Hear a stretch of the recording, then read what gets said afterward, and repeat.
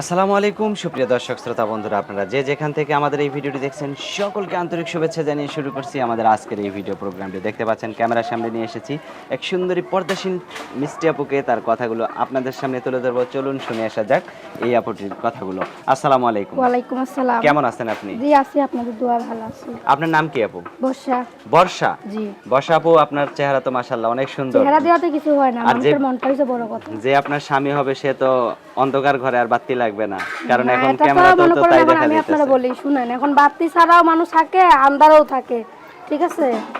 আচ্ছা, এখন আপনার যদি মনে করেন প্রতিবেদনের সামনে আইছি, একটা বয়স্ক মানুষ হোক, বিয়ে শাদী প্রবাসী ভাইরা যদি ফোন টোন দেয়, তাদের সাথে কথাবার্তা বলবো, যোগাযোগ করব, ঠিক আছে? আপনার বিয়ে শাদী হয়ই নাই? না না, আমার এর আগে বিয়ে শাদী হয় নাই, তার জন্য আপনার কাছে আইলাম।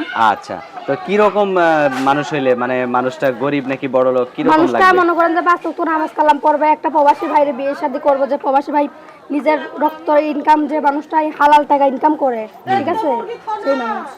আচ্ছা, অসংখ্য ধন্যবাদ বর্ষা আপু। তো বর্ষা আপু, আপনার বয়স কত এখন? বয়স 18 চলে। 18 চলে? তাহলে তো বিয়ের বয়স হয়ে গেছে জি নাকি? জি জি। তো আপনার ফ্যামিলিতে কে কে আছে?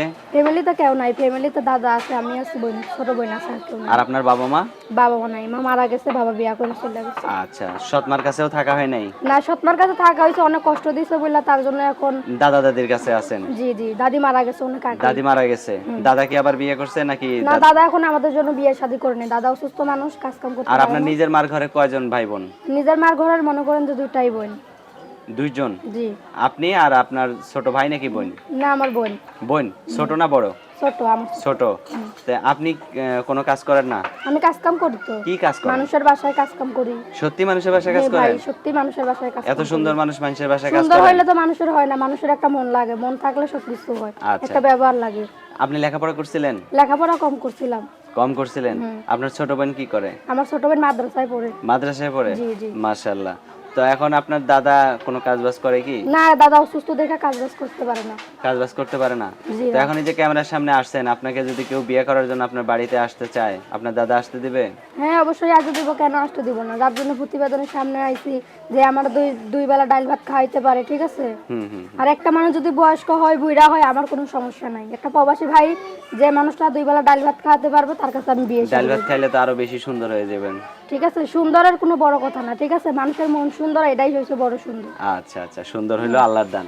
হুম। তো এখন আপনার ফোন নাম্বার মুখস্থ আছে, যেই নাম্বার আপনি দিবেন? জি জি, না, আমার ফোন নাম্বার মুখস্থ নাই। তা আমি বলে দিব? আমার সাথে আপনি বলতে পারবেন না? না, আমি বলতে পারবো না, আপনি বলেন। আমার সাথে সাথে বলেন।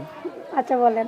আচ্ছা, 013 013 4 4 66 66 58 56 58 58 হ্যাঁ 4 4 79। 79। দর্শক, আপনাদের উদ্দেশ্যে নাম্বারটা আমি আরেকবার বলে দেই, 013 4 66 58 479। এই নাম্বারটি সঠিক আছে। আর এই নাম্বারে ফোন দিলে আপনারা এই সুন্দরী মিষ্টি আপুটির সাথে কথা বলতে পারবেন। দেখতে পাচ্ছেন কত সুন্দর পর্দা করে আসছে ক্যামেরার সামনে, আর মুখটা দেখেই কত মায়াবিনী মনে হচ্ছে। তো এই আপুটিকে নিয়ে যে সংসার করবেন তার অবশ্যই ইনশাল্লাহ ভালো হবে। আপু, আর কিছু বলবেন? না, আর কিছু বলবো না। দর্শক ভাইরা যদি ফোন টোন দেয়, খারাপ কথা বলে না, ঠিক আছে? আচ্ছা, ঠিক আছে বর্ষা আপু, ভালো থাকবেন। হ্যাঁ আচ্ছা, প্রিয় দর্শক, আপনারা ভালো থাকবেন। আজ এ পর্যন্তই, আল্লাহ হাফেজ।